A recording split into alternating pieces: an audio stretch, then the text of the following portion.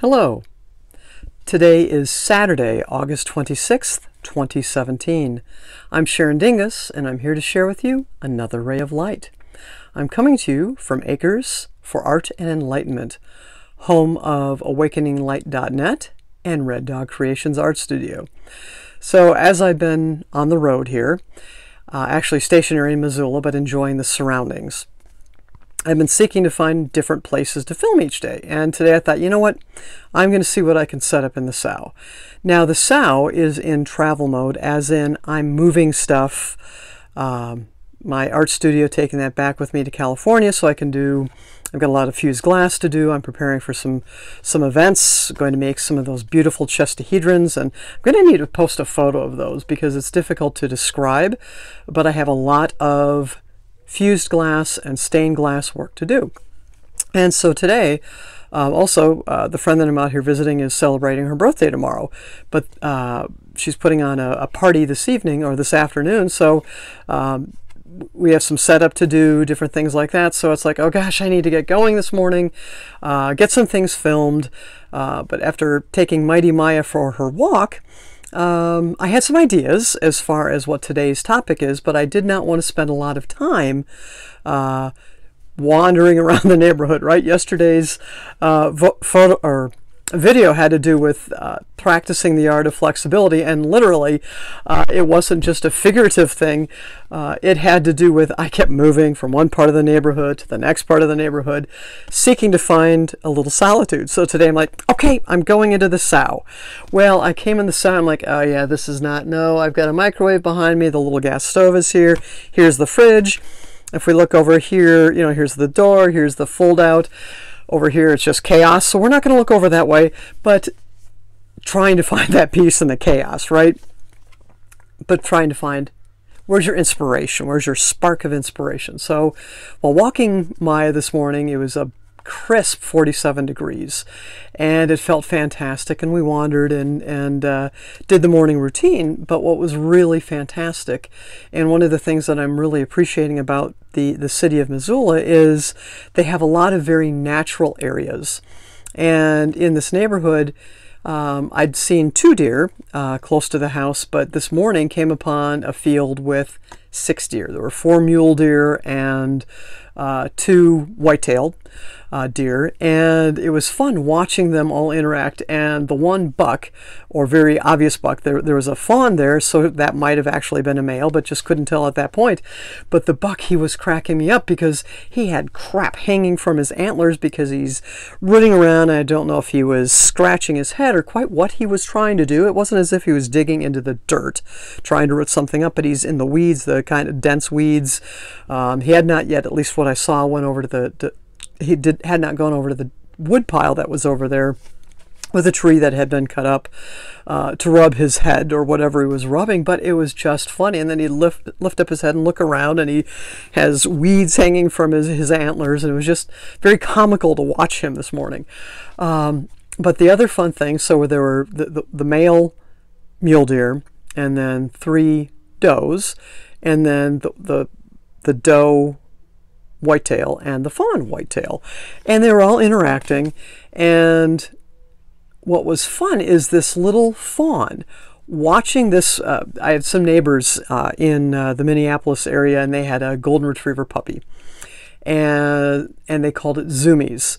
And also have a friend who has a border collie, and when her dog is all wild and racing around, she calls it Zoomies. So I'm watching this fawn flying around the field, and she'd stop, or he or she, the fawn, we'll go gender agnostic here. The fawn would race, leap around, and then stop, and then kick up its heels and run around again, and it would stop. So the fawn was having its own little Zoomies. And what was fun is all the adult deer would watch the baby and watch the baby, and it's like, what are you doing? It's this calm, cool morning, but the baby was having Zoomies. Well, after watching them for maybe 15-20 minutes, all of a sudden I noticed one of the mule deer does. She thought, oh, Zoomies sound pretty good. Let's do some Zoomies. So she didn't go quite as wild as the fawn did. But it was fun to watch the adult interact with the child. And that's one of the fun things here as well, is my friend has a great niece, and the great niece is like 2 years old. And it's been a blast being able to spend time with her. We went up to some trails the other day and had Mighty Maya, who probably has the personality of a 2-year-old, if that, and then the young 2-year-old as well. And it was very fun to watch the interactions and watch the giddy joy of this young child, as she had the equivalent of kids' Zoomies, right? And Maya gets Zoomies too, but it's fun to watch young beings have Zoomies. And it's that reminder of we can't lose our joy, we can't lose whatever it is that inspires us to have our Zoomies. And what's very fun is when you look on awakeninglight.net, that's where I'll have the tarot spread. But for today's tarot spread is very interesting in the midheaven position on the way the tarots are laid out, and then watch the hat, and then in the descendant position, in the very bottom position, not the descendant but the bottom position. It was very interesting because I had the Tower at the top and the Emperor card at the bottom, and then we had a card in the middle. But what struck me about the spread was these two cards, is you can't help but realize that they're very similar. And here at our midheaven is not at all unlike the fire that's going on in Lolo, and we drove past that a little bit yesterday, and it was sad to see the smoke, and it was obscuring the mountains. But at the same time, again, we're in that, you could see this is destructive, right? But it could also be that stroke of insight.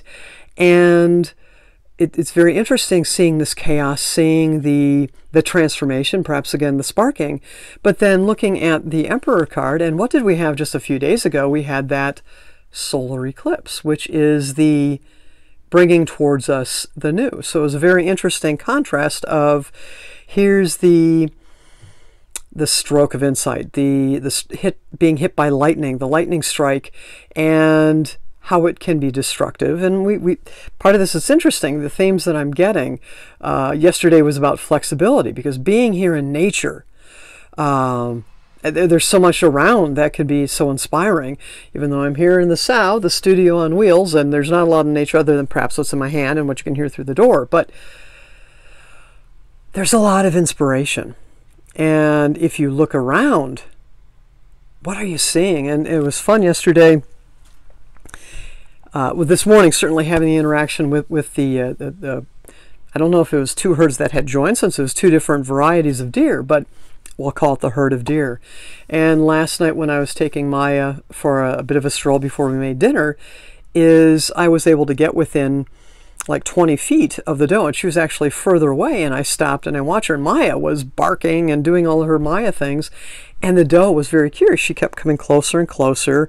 The fawn stayed a little further away, but the doe, she was very intrigued, and she would come over and visit. And it was very interesting. I suspect if I stayed out there longer, and perhaps if I didn't have Maya, that she might have even come closer. And it was a very breathtaking experience. In fact, my eyes teared up last night as well as this morning. And then it was fun. We were playing a word game out on the deck last night, and these crazy squirrels. One of them was taunting Mighty Maya last night. It was very fun. But then the same squirrel leaped to. They've got cool apricot trees. I didn't know. I suppose you have Colorado peaches, so why wouldn't you have Montana apricots? But they're very ripe on the tree, but difficult to reach. Well, when the squirrel leapt over to the tree, all the ripe apricots were falling down. And cool thing, maybe you need to get a squirrel or a whatever and have it, drop down the apricots, right? Little stroke of insight. Maybe you train squirrel. Anyhow, I digress. But this squirrel was hilarious, because then later on in the evening, it came over to the tree, and it was as close to the deck as it could get without actually climbing on the deck. I think eventually it got on the roof. And it was very interesting to watch it. And it's there, and it's looking at us.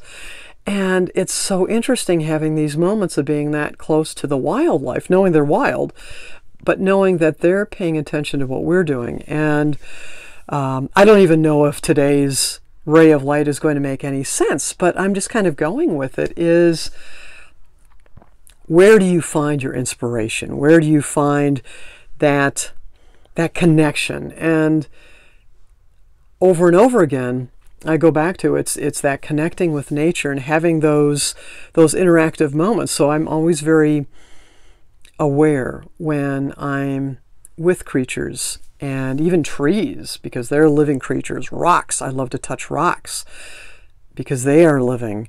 And what are you sharing with them? Having that conscious awareness of flowing from the heart and feeling that energy exchange. And it is interesting because it's there.